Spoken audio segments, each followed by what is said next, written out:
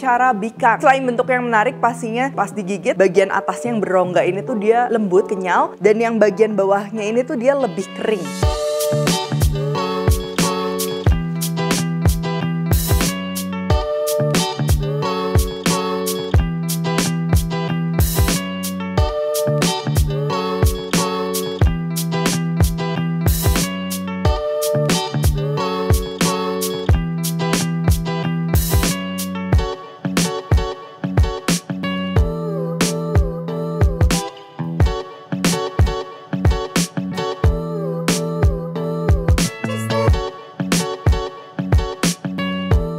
Buku keduaku sudah terbit ya, kalian bisa dapatkan secara online atau di toko buku seluruh Indonesia. Jangan sampai kehabisan.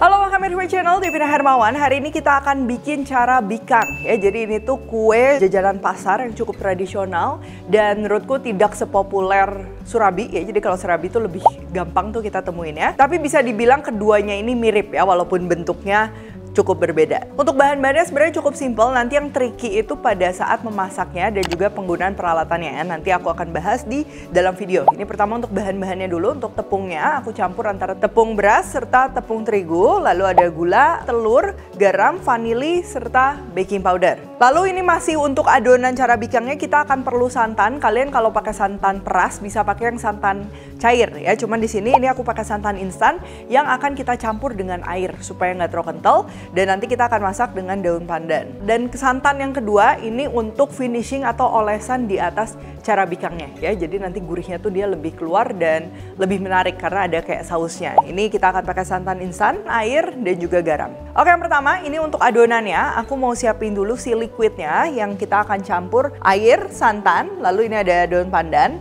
Lalu kita akan masak sesaat, ini supaya daun pandannya tuh dia terinfuse dengan baik. Jangan kelamaan juga, karena kalau kelamaan airnya nanti susut. Nah, begitu dia agak simmering ya, jadi mendidihnya nggak heboh, udah langsung aja kita matikan api dan biarkan daun pandannya tuh masih di dalam si santan panasnya ini dan kita biarkan dingin atau hangat ya. Jadi nanti proses infusi pandannya tuh masih berlangsung, cuman kita udah stop memasaknya. Kalau santannya udah nggak terlalu panas ya, jadi udah hangat gitu. Nah, ini kita siapkan bahan-bahan keringnya. Di sini ada tepung beras, tepung terigu, gula, garam, baking powder, dan juga vanili. Pastikan bahan-bahan keringnya ini nggak ada gumpalan. Kalau kalian mau ayak dulu juga itu boleh banget. Nah, untuk ngaduknya ini aku pakai balon whisk kayak gini supaya tidak menggumpal. Jadi kita masukin liquidnya tuh secara perlahan ya. Ini yang santan tadi kita udah rebus dan udah didinginkan kembali, kita masukin sedikit demi sedikit. Lalu aku mau tambahin juga telur ya. Telur ini dia akan nambah gurih dan si teksturnya tuh dia jadi lebih kenyal. Ini aku pakai 2. Kalau kalian nggak mau bikin terlalu banyak berarti bisa bikin setengah resep aja. Kalau setengah resep tepung dan lain-lain berarti telurnya juga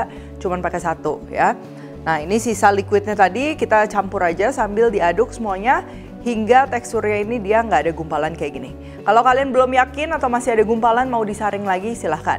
Nah, untuk adonannya ini kita diamkan dulu minimal 1 jam ya. Tujuannya supaya nanti pada saat dimasak tuh si rongga-rongganya tuh lebih terbentuk dengan baik ya. Jadi lebih ngembang, adonannya nggak bantet. Next, ini kita akan bikin si kuah santan. Sama, ini juga simple banget. Kita tinggal campur aja semua bahan mulai dari santan, air, dan juga garam. Jadi kita bikin kuah santan ini dia agak asin supaya kontras dengan adonan cara bikangnya yang manis ya. Jadi nanti pada saat dimakan tuh dia menarik gitu, ada kontrasnya. Nah, ini masak juga sama, cukup sampai simmering aja, nggak usah mendidih lama-lama. Dan kita sisihkan, ini kita akan gunakan nanti pada saat si cara bikangnya tuh udah mau matang. Oke, ini adonannya udah didiamkan 1 jam ya. Ini aku mau pisahin sedikit untuk corak aja, ini sebenarnya opsional. Kalian bisa bikin cara bikangnya mau putih polos, mau semuanya warna hijau, mau semuanya warna pink, bebas ya. Cuman ini aku mau bikin yang warna-warni. Jadi sebagian aku bikin hijau, sebagian ini aku akan bikin pink ya. Tinggal kita campur aja, yang hijau pakai perisa pandan supaya warnanya lebih natural. Aku tambahin perisa kuning dan juga perisa coklat.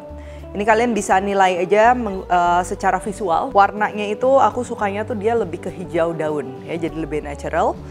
Lalu untuk yang pink sama, tinggal kita campur aja. Di sini aku pakai perisa koko pandan. Kalau warnanya kalian udah srek, udah oke. Sekarang ini nih tahap yang menurutku penting banget pada saat bikin cara bikang yang mengembang dan juga mekar berongga ya. Yang paling pertama ini kita perlu gunakan loyangnya ini, kalau bisa loyang yang cara bikang. Jadi loyang cara bikang tuh dia bentuknya setengah bola ya. Beda sama misalnya loyang martabak mini, dia kan ada sudut. Kalau ditanya bisa apa enggak, sebenarnya bisa-bisa aja. Cuman supaya dia mekar itu agak susah ya, karena dia bentuknya tuh bersudut. Nah, kalau kalian mau beli loyang yang kayak gini, aku udah cantumin juga linknya. Jadi tinggal kalian cek aja, diklik di sini, atau bisa juga cek di description box ya. Apinya gunakan api kecil, kita biarkan hingga loyangnya tuh panas. Cara taunya gimana? Cipratin aja air. Kalau airnya cuman menguap doang, itu berarti kurang panas. Tapi kalau airnya udah loncat-loncat kayak gini, ini artinya udah cukup panas. By the way, loyangnya ini aku nggak oles apa-apa ya, tapi kalau kalian pakai loyangnya tuh baru beli, itu mungkin kalian bisa rebus dulu air di loyangnya atau gimana supaya si loyangnya itu dia bersih dulu ya. Setelah bersih, atau kalian bisa pakai masak dulu adonan terigu random gitu ya. Nah, setelah udah dipakai masak sekali, biasa tuh dia udah bersih, ini udah siap dipakai, nggak usah dioles pakai apapun. Masukkan adonan putih sekitar 3/4. Ini yang bagian tengahnya sengaja aku kosongin karena yang bagian tengah tuh kalau pakai kompor rumahan biasa dia tuh paling panas ya, karena ada mata api yang di bagian tengah sini. Jadi aku kosongin karena biasanya gosong duluan gitu. Jadi ini cuma samping-sampingnya. Lalu aku tambahin dengan adonan hijau 1 sendok dan adonan pink juga 1 sendok. Nah, ini juga penting ya, kita pakai apinya tuh dia yang konstan. Jadi selalu sama di api kecil kayak gini. Terus kita biarin aja sampai berongga. Tuh, ini dia udah mulai ngembang ya. Ada yang bleberan kayak gini nggak masalah. Karena kalau cara bikangnya kalian mau ngembang, jangan lupa si loyangnya tuh isinya yang penuh. Kalau loyangnya kurang penuh, biasa dia ngembangnya nggak terlalu kelihatan ya, nggak terlalu signifikan gitu. Nah, ini udah berongga. Ini tinggal kita tambahkan aja dengan kuah santan kental yang tadi kita bikin ya, yang rasanya tuh gurih. Di atasnya sesuai selera, mau lebih basah atau mau cuman sedikit kayak gini, ini nggak masalah. Nah, kalau bagian permukaan bawah cara bikangnya ini dia belum kering ya, biasa tuh dia masih lengket. Nah, tapi kalau udah matang, udah kering kayak gini, kalian lihat ya, kita bisa congkel aja secara perlahan sambil yang bagian tengah tuh kita angkat ke atas, yang bagian sampingnya belakangan. Jadi dia akan pecah dan juga mengembang secara natural kayak gini. Nah, kalau udah ini tinggal kita ulang aja prosesnya hingga adonan habis. Kalau kalian masih gagal, misalnya rongganya nggak terbentuk dan lain-lain, itu biasa mungkin konsistensi dari resepnya ya, bisa timbangannya salah, atau mungkin baking powdernya itu udah kemasukan angin, jadi udah nggak terlalu berfungsi dengan baik, itu juga bisa ya. Dan yang faktor paling penting menurutku memang apinya. Jadi tadi supaya tahu apinya itu cukup, dicipratin sampai airnya itu loncat-loncat kayak yang tadi aku udah kasih lihat.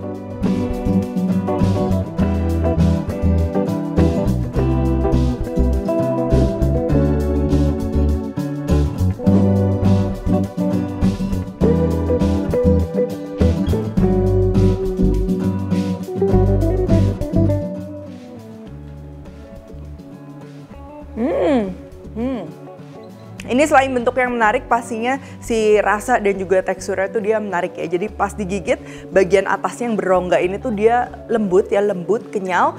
Dan yang bagian bawahnya ini tuh dia lebih kering ya. Ini pastinya menarik banget, terus juga rasanya manisnya pas, ada wangi pandan, plus ada gurih juga dari si santannya. Jadi pastinya balance banget, dan untuk resep ini memang ini nggak kemanisan ya, manisnya pas. Karena aku nggak suka yang terlalu manis juga, cuma nanti bisa disesuaikan sesuai selera. Untuk warna juga pastinya kalian bisa sesuaikan, mau semuanya hijau, mau semuanya pink ya, atau dicampur kayak gini, pastinya lebih menarik ya. Oke, kalau gitu thank you for watching. Oh ya, untuk bahan-bahan yang dipakai dan peralatan yang dipakai aku udah taruh linknya ya, tadi ada di dalam video, atau kalian bisa cek selengkapnya di description box ya. Kalau recook jangan lupa tag dan temukan juga resep-resep singkat lainnya di Instagram, TikTok, dan Short Chef Devina Hermawan. Stay tune terus and see you in the next video.